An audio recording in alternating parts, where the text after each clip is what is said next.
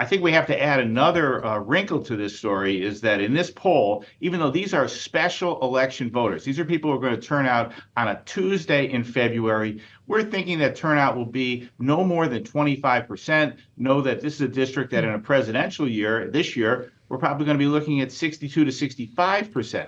Still, we ask these voters, in addition to who are you going to vote for on Tuesday the 13th, if your vote for president was right now, would you vote for Joe Biden or Donald Trump?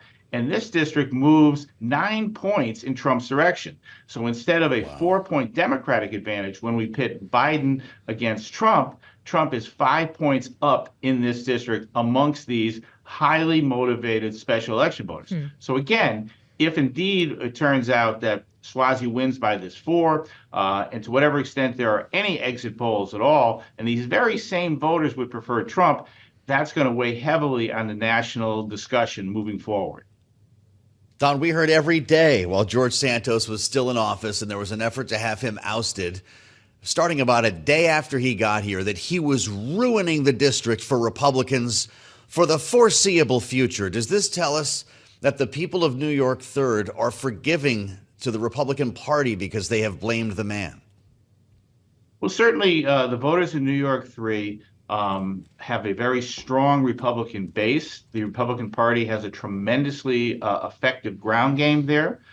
Joe Biden is not popular in New York 3. He's about 18 points underwater in his favorability.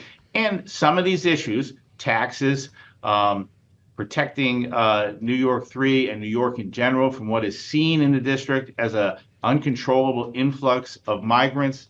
And also the issue of safety and crime in general. These are all issues that have worked in New York in general. You remember that Lee Zeldin came within 6 points in a race for governor against our governor, Kathy Hochul, in a state with a 2-to-1 Democratic advantage. So New York, although historically bright blue, is starting to trend a little bit towards the purple tone, especially in a place like New York 3.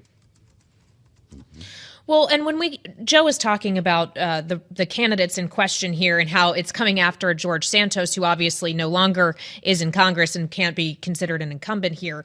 But when we think about the body of Congress and the view of it, I also noticed you polled voters on the idea that Suozzi used to be in Congress. And the question you asked was new energy and new ideas representing us in Congress. Do voters think that's needed? 58% said yes. Should that be a warning for all incumbents?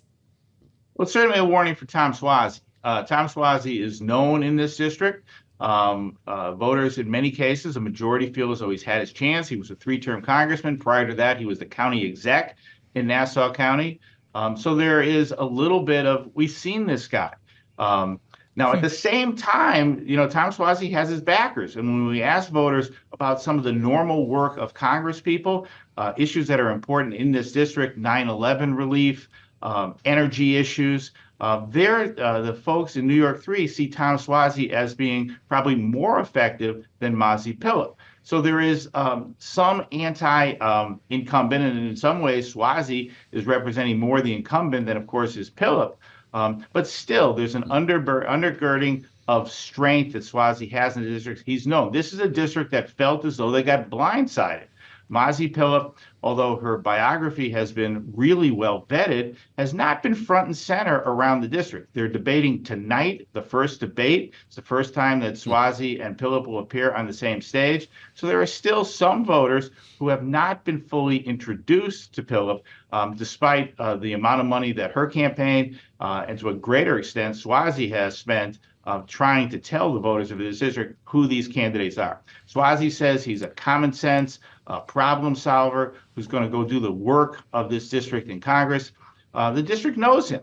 Mazi Pilip is an unknown person, an engaging biography, and rides this wave of anti-Biden sentiment, of concern over crime, concern over migrants. Yeah. It's going to be a close election that's going to come down to turnout.